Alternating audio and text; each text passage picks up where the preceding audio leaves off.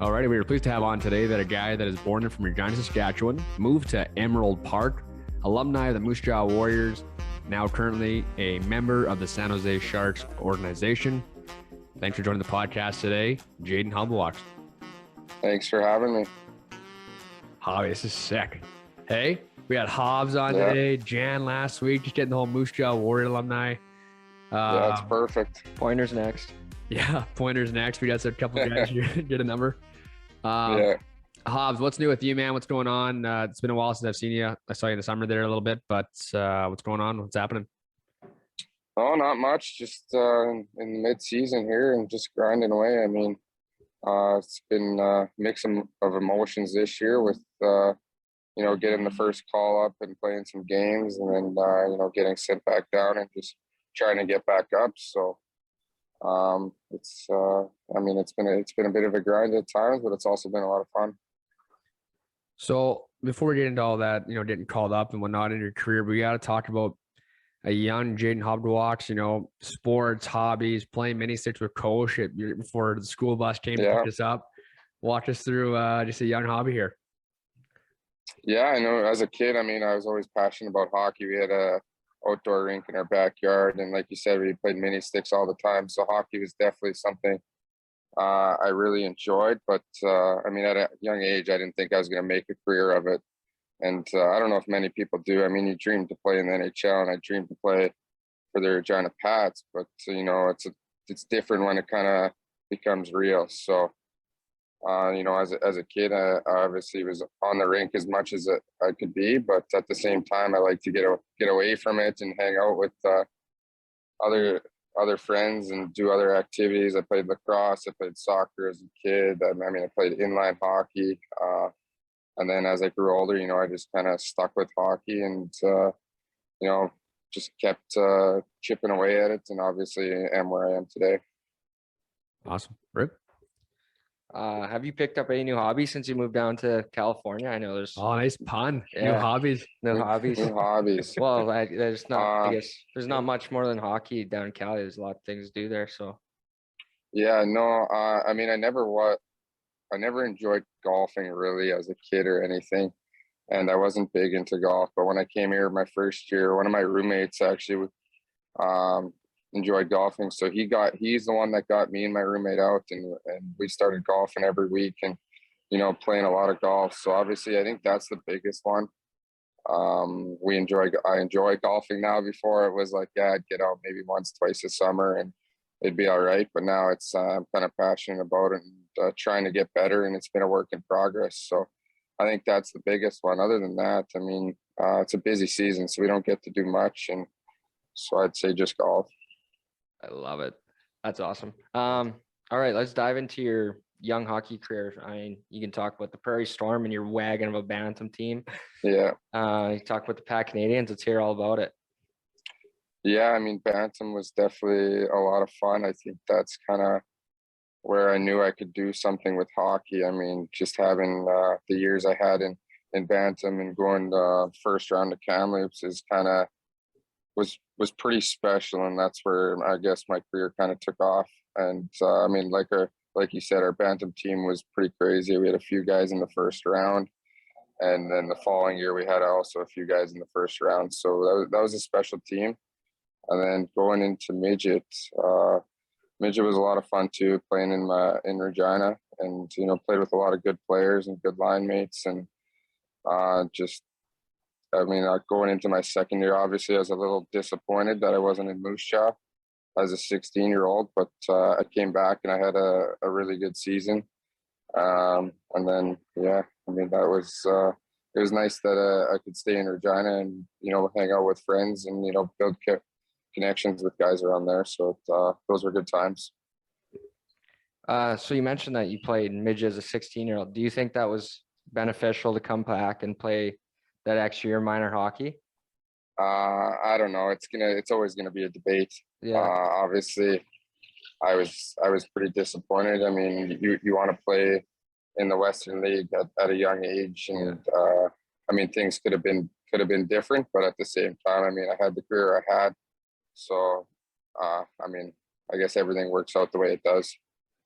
Did you and Jay never play each other or no? Like We never played with each other. No. against? No. Against, yeah, every second Yeah. year because he's a year older than me. Yeah. Okay. Yeah. Who won the battles on the wall there? No fuck. Take a fucking guess. I was actually bugging Mike Esker the other day because I told him that that we're having you on, and I said we're having the second best minor 97 minor hockey guy in Regina coming. Yeah. What did he say to that? He just laughed. Yeah. That's funny. Okay, I want to talk about the Western League. You suit up for the Moose Jaw Warriors for 4 years. Walk us through your rookie season, and then obviously how that jump was from AAA and then to the Western League. And obviously we'll go through some of the numbers you put up in the latter portion of your career. But walk us through year one. Yeah, year one was very frustrating. I mean, you wanted to be there the year before, you weren't there the year before. You come into the league, and you're not playing as much as you want to be. You're not getting the opportunities you want, and it's a grind. I mean, moving away for the first year, and then not getting the opportunity you thought you were going to get, it was very frustrating.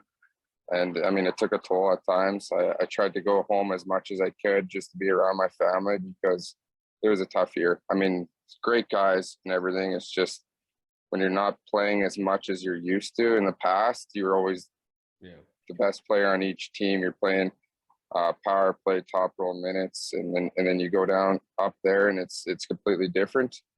It was tough, but I battled through.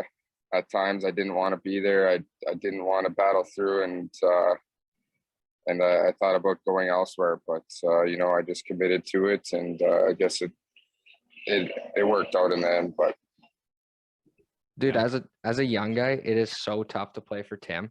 Like, he caters to his older guys so much, and you can apply to that when you're 19, 20. You didn't leave the ice, right?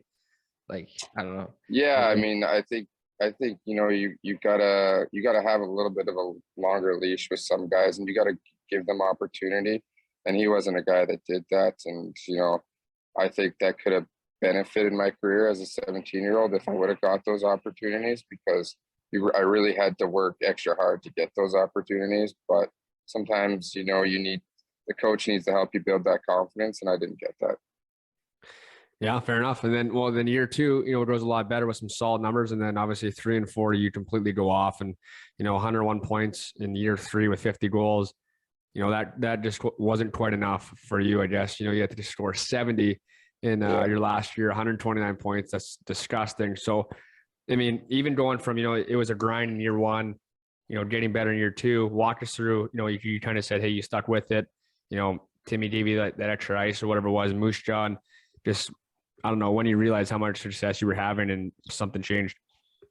Yeah, I mean, year 2 is not bad. I kind of turned it around. I got to play on a better line and with build some chemistry. And then the year after that, I think we just really is where I found my stride, and we had pretty consistent lines, and things were clicking. So going into that last year, I mean, you want to do better and better each and every year, and I think confidence is key, and having that experience is key.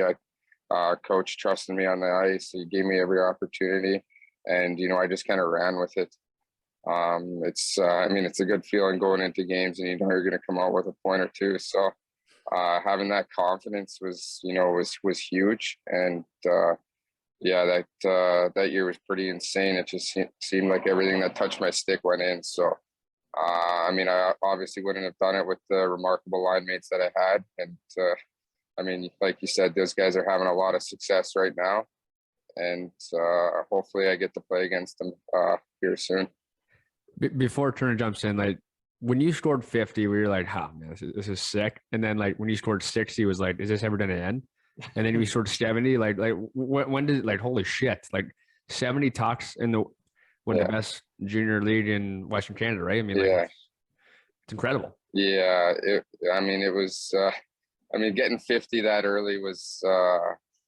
I didn't know what to think, and I didn't even think I was going to get 60, to be honest with you. But like I said, just my line mates just kept feeding me, and they just kept going in, and it was almost like funny, like we were just all laughing, like it was just like the year before was different. I was battling to get 50. Yeah. And the following year, it's just like, holy, like, are these ever just not going to go in until the last 2 games of the season? I think I needed one more goal to, beat the record, and then nothing went in. I mean, I think I had in the final game. We were locked in play playoffs, and we had the option, obviously, to not play that game just to get ready for playoffs. But my line mates said we're playing it, and they wanted to try to get me to get 71. And I mean, it just didn't work out. But that's just the remarkable line mates and teammates that I had in Moose Jaw. And still today we're best friends. I mean, I live with two of the guys to this day, and I have for the past 3 years. So awesome. We built a special connection, and it's pretty crazy that we're playing pro together now. Awesome. Yeah, that's nuts. I remember when you scored the year that you scored 50, you scored a hat trick in the last game to get 50. That's true, right? So the last game I needed 6 points to get to 100 and 4 goals to get to 50.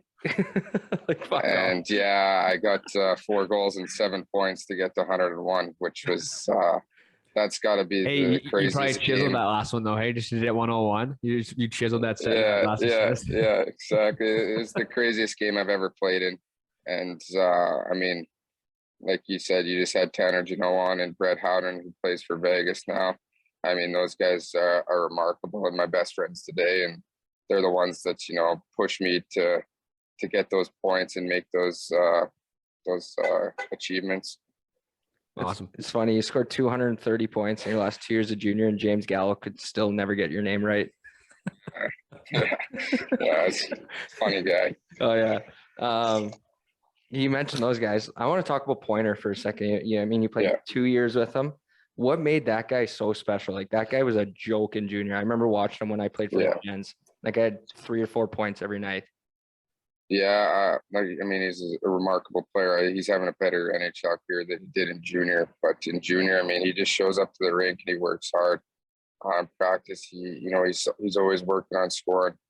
And, every time he goes down the ice, he tries to score. And I don't think a lot of players do that. Even at times for me, like in practice, sometimes, you just shoot to shoot. Yeah. And this guy shoots to score all the time. And I mean, he works so hard, and he's a playoff player. I mean, the things he's done in Tampa is special. And I mean, he's the most even-keeled guy and the nicest guy. And I mean, I'm happy where he's at today.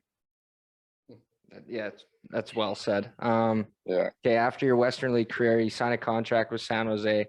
How special is that for you and your family?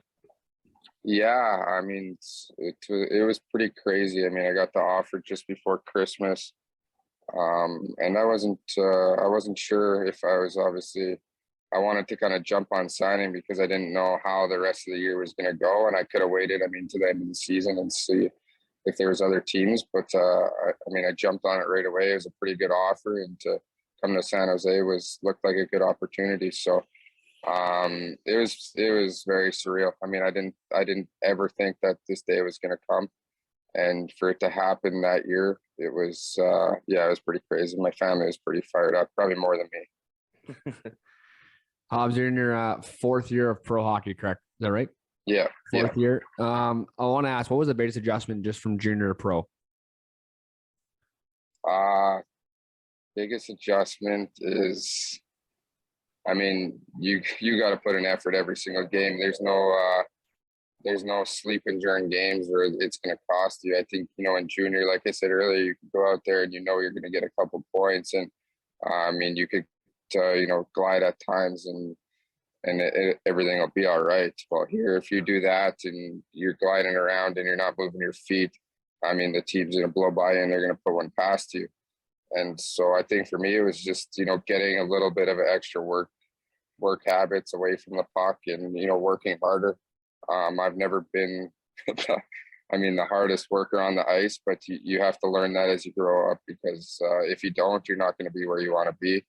And, I think that's what I learned is you need to work away from the puck and back check and, be hard to play against, or else you're never going to go anywhere. Yeah. I love it. I remember, in minor hockey, Little Sill used to always get shit for that too. You kind of just float around. Yeah. float Yeah. around, end of the shift, pick up the puck, go score. Like Yeah, you would exactly. do But that. It was so annoying because like there'd be guys like me who just try and bust their nuts, be done after 30 seconds. Hobby'd still be out yeah, there for 2 minutes. Go Conserving snap one. energy. Yeah. yeah, So yeah. exactly. Conserving energy, I mean, is key, and it still is today to an extent, Yeah. Yeah. but it's a lot different. Um, I mean, obviously, at times I still do it today, and maybe I shouldn't, but I think it's just who I am as a player, and you learn to, do it at the right times and to Yeah. do it in an effective way. And I think that's something you learn over time. I think really only like players at a high level get it. Like people watch Bedard right now and he'll do that and he'll stay Yeah. over 2 minutes and then he'll go snap one. But people are like, fuck, he could have back checked there and picked up the third game. It's like, who cares? He fucking scored. He had 4 that night. Yeah, yeah, yeah. That's pretty crazy. Yeah. He's nasty. He's It's so insane. So good. He'll probably be skating with us this summer. I hope so. Yeah, that's sick. He's dirty. He's so nasty. Summer skates, Hobby and Janot together are just cheat codes. Really? Oh yeah. Well, So funny. yeah. I get to be the right winger and I just play back and let those guys go have fun. You're conserving energy now? Yeah, I'm conserving their energy. Yeah, conserving energy. Yeah. All right, Hobby. Let's talk about your first NHL game. It happened around 2 months ago now. Let us know how was that call? I mean, how was that feeling for you and your family? Walk us through that whole day. Yeah, so I got called up after game, and I think it was like on a Monday. I practiced with the team, and Tuesday was the game. I wasn't in a colored jersey for that day, so Wednesday's practice came along, and I was in a colored jersey. So kind of right then and there, I was nervous. I was like, holy, like I'm playing on the second line with these guys, and then got on the ice, and the coach came up to me. He's like, have a good practice today. You're going to be playing tomorrow. So I think, that's really when it sunk in. Like, this is going to be a special moment. I mean, I'm playing with one of the best players in the league, and and it was that was when the most nerves hit me. I actually got a good sleep that night, surprisingly, and then morning skated, and then just showed up to the game like any game. Obviously, I was nervous walking in and getting on the ice for warm-ups. It's a bigger crowd than we were expecting. Playing in the A because we get no fans. It's almost embarrassing here how many fans we get, but it's the way it is. And, jumping into the game, I think the nerves just kind of got away from me after the first shift. I came out flying. I played with a lot of speed. I created chances. I had a breakaway, and I don't know why I shot 5-hole. I never shoot 5-hole in my life. But I thought it was there. So no, I played, it was an Nhl Game. It's probably one of the fastest I played as a player, and it's pretty crazy how many chances I had. And I obviously wish I would have scored. It would have been a pretty special moment, but it was a lot of fun. I loved it. And for them to give me the opportunity they did to play on that second line was pretty special. I mean, I play a lot of minutes, and, not a lot of guys that get caught up get that opportunity. So it was really special. And unfortunately, the family couldn't make it just because it was so last minute with COVID and everything. But yeah, I think it was very special to especially my dad. So it's definitely a dream come true. Man, when I watch you walk out through the tunnel, step on the ice, and then snap one home, like, oh, he's for sure scoring tonight. You zing that first puck right in your soul. I was like, oh, yeah, he's gonna have one. Yeah, and then you shoot 5-hole. I said the same thing. I'm like, I've never shot 5-hole in my life ever. I don't think I've even done it yet this year, other than that time. I don't know what I was thinking. No. Yeah, just the nerves. I think I was like too much time for a breakaway, especially in that league. I'm like, holy. At least you didn't dump it in, though. Yeah, exactly. It's got a shot on net. Well, that'll count, I guess. Would you guys play again? What do we play? Vancouver. Vancouver. You guys shit kicked, right? Yeah, 5-2, wasn't it? 5-2. I'm not sure. I don't remember the exact score. But I was doing late notes last night. I thought it was 5-2, but had one too many, so could be wrong. Yeah. Hobbs, I want to ask, who would you say your biggest influence is? Obviously, you have an older brother, a younger brother, your dad, mom, great people. Who would you say just like the biggest influence on you was, growing up and then obviously throughout your hockey career? Yeah, I think, my biggest influence growing up and just who got me into the game was obviously was my dad. I mean, he did everything for us, right from Brandon to me to Taylor. He would give us every opportunity we can to do whatever we want. And obviously, hockey is what he got us into, and we were just loved it. And he took us to the rink every day, and pushed us to be the best we can. And if we didn't enjoy it, we could do whatever. But going off of that, I mean, obviously Brandon, I think was definitely probably the biggest influence, because I always wanted to skate with him. I always wanted to, play against his friends, and I never wanted to play against guys my age. He would tag me along, and I'd play, against the older group. And I think that's kind of what made me the player I am today, playing against older guys and pushing me to be the best I can. And, I just wanted to be as good as him, and, I wanted to be a better skater than him. I wanted to score more goals than him. It was everything I just wanted to be better than him. And, it was obviously a little bit brother fight at times, but, Oh, yeah. he's obviously the one that pushed me to be where I am today, I guess. Yeah, love it. Okay, let's go to our segment called Questions from the Gallery, sponsored by Rubber Co. Rubber Co. started in 2021, a Canadian company, 100% recycled rubber, tons of options, parking blocks, hockey training devices, rubber flooring for gyms, rinks, and much more. Check them out today on their website, rubberco.com, or call today at 306-541-9840. Think with your head and choose the right rubber. Think with your head. That's a Jan comment right there. Think with your head. Oh, Choose man. the right rubber. Jan. Yeah. Hobbs, first question here. Are you still doing the water sports stuff at all in the summer? Like, you were big in the lake. Yeah, big in the water sports. Love it. I got a place on the lake. I'm out there every weekend for sure. And definitely probably midweek, I usually go out too. So I love the water sports. I love wakeboarding. I didn't do much wakeboarding this year just because it takes a toll on the body now. But I'm out there. GoPros out. Yeah, so I wake surf pretty much. I'm wake surfing every week, and I love wake surfing and getting the guys out, my friends out, and we go out there for the weekend and we just have a great time. So I love water sports. Hey, we should do that. We'll do Jan and Hobby ripping us. We'll go to Katepla and play 9, not on the family 9, on the real 9. We'll play. Yeah, we'll video content it, and we'll blow it Yeah, up. for sure. Yeah, All right. me and Jan are trying to work on our games a bit, so hopefully we're a little bit better by summer. Maybe you can teach Coach how to wake surf too. I'd love to see that big buck get up on that board. Yeah, no, wake surfing's a blast. Anybody can get up. Yeah. No, I ain't going on one of those things. I'll watch you guys No? stand on the thing. No? Like that. Goodness. I'd hurt myself. It's a lot of fun. You So can't hurt easy. yourself wake You can't. surfing. Yeah. Everyone does it. If It's you crazy. try, It's you awesome. could probably try and hurt yourself. and What's the still one not. when you put your feet in the boots? That's That's wakeboarding. wakeboarding. Yeah. Yeah, you used to do that dangerous. lots, right? Yeah. I used to do it a lot. I limited it now just because just it's tough on the legs when you're coming down from 8 feet off the water and landing. So What's no, wake it's, Dude, it's like where you're like literally right behind the boat. you're going like 10 Literally, kilometers you an don't have a hour. rope. Oh, and you're going. yeah, Oh, it's- yeah. Yeah, Wakeboarding, it's dude, so like, chill. You get dummied. Like you're going 25, 30K and you're smacked in the water. All right. Yeah, exactly. Maybe I'll do it then. Yeah, there we go. Yeah, it's not bad. All right, Hobby. I'm going to ask you, how does it feel to be the only Halbgewachs to not play for the prestigious Pilot Butte Storm? Yeah, it's a pretty big achievement not to be there, No, but they both had good careers there, and that's the way they went out, and they still played hockey, which is obviously awesome.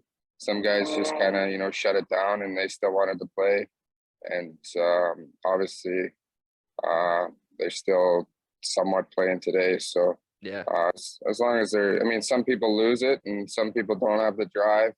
Yeah. And, I just kind of took it to the next level, and they're happy where they are at now. So, yeah, it's obviously a pretty big achievement to get where I am today, and, but it's not for everyone. What? Okay, we got to talk about the golf game here. So you mentioned that you're back into it and you're playing more in San Jose, and do you keep a handicap? We talked about this in the summertime, I think. Not overly, because I'm all over the map. So honestly, last year was COVID, so when we got here, I mean, we were in Scottsdale for 2 months. We got here. We didn't get out that much last season, so which kind of sucked. And then when I go home for summer, for some reason, I just never play. I don't know why I don't play in the summer. It's just, but I got out a few times, and I'm not bad. Like I would say, summer I would shoot roughly like 95-ish. All right. But no, since I got here, I mean, I think I've dropped it. I'm high 80s now, so Good for you. Nice. I'll start to hopefully keep chipping away. I never used a driver. I bought a driver. You told me that, I yeah. left.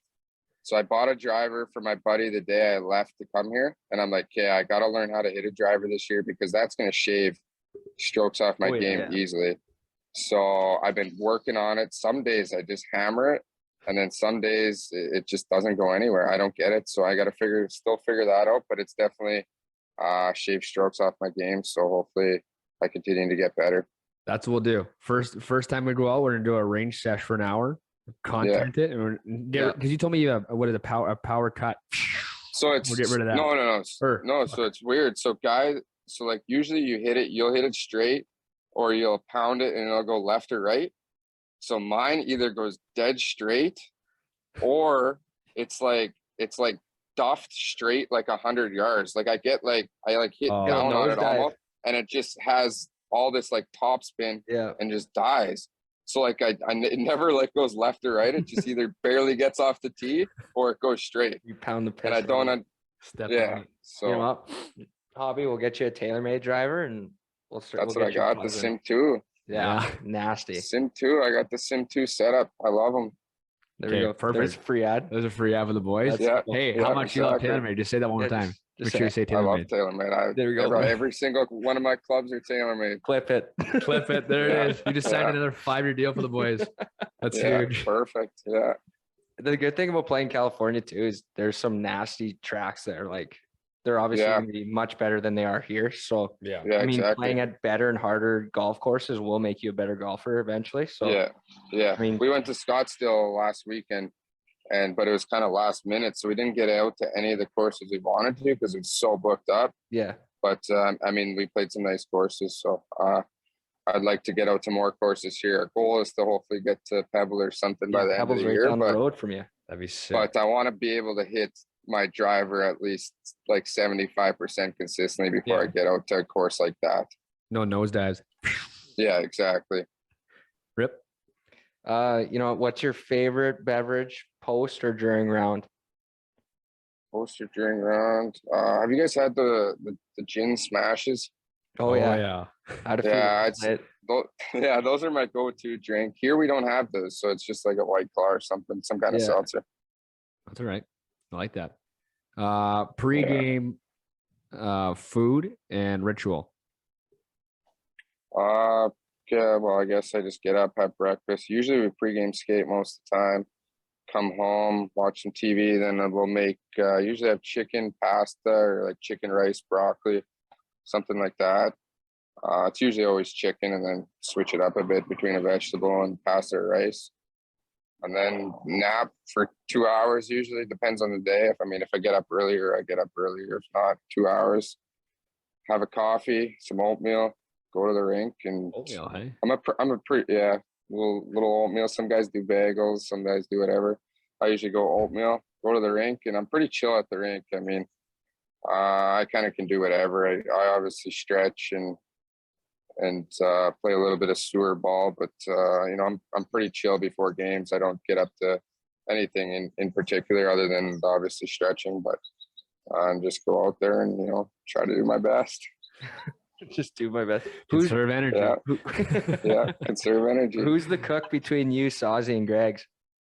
For the most part, me, but actually they've helped out quite a bit, and we all kind of do our parts. I mean, at times we're on different schedules because Greg's has been up the last few months now, and Saz is back and forth just because of goalie injuries and stuff. So I'd say for the most part me, but they definitely help out. Who's the team DJ in the locker room, whether it's in San Jose or San Jose, both teams? Yeah, I don't know who it is up up top. Not exactly sure, but we got a couple guys, I guess, that rotate. I say Galant's probably our DJ. I like it. That's awesome. What's your favorite track you played so far? Golf course. Oh yeah. Oh, favorite course I played so far, True North and Scottsdale. Oh, sick. For sure. So nice. Actually, there was a private Scottsdale. course here we played. It was called Boulder Creek or Boulder Ridge. It was nice too, but True North and Scottsdale for sure. Do you guys get any deals around there for being? Yeah, so we play, it'd be, I don't even know what I'd compare it to, but very basic course here. We play for free. So we usually go there once a week, maybe twice a week, and then we'll get out to a different course, usually once every 2 weeks. So it's nice because you can just go, you can show up at 2:30, no one's out there, play 9 holes or 15 holes, and then just come home. So it's That's a treat. it's perfect to have. Yeah, it's awesome. Rip, you any more? Um, Hobbs, I have one more for you. We usually end this thing off the podcast with this one, but a piece of advice for a young listener that's listening today, you know, whether it's to be a pro hockey player, doctor, teacher, whatever it is, you know, we love asking this question and usually get answers. So, yeah, I mean, advice for whatever occupation someone chooses, obviously, you know, it's just to continue to work hard every single day. I mean, if you put in the time and you show up on time and you give it your best every day, I mean, you're going to get good results in no matter what it is. I mean, especially hockey. I mean, you show up to practice, you put in your time, you work hard. I mean, your coaches, your management's going to respect that. Even if you're not the most skilled player, you're just, you know, a hardworking person.